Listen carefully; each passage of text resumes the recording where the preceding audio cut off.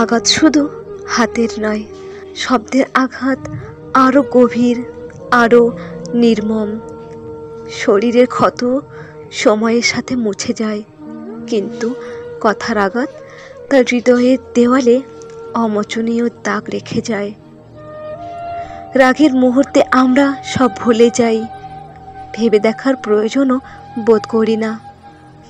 আমাদের বলা কোনো একটি শব্দ কাউকে আজীবনের জন্য ভেঙে দিতে পারে।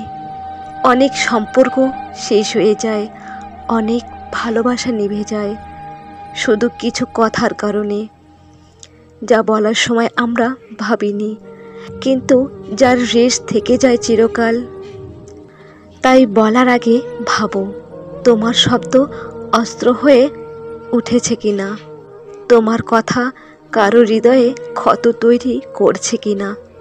কারণ একটি ভুল শব্দের মূল্য হতে পারে, একটি সম্পর্কের শেষ, অথবা একটি হৃদয়ের আজীবনের কান্না।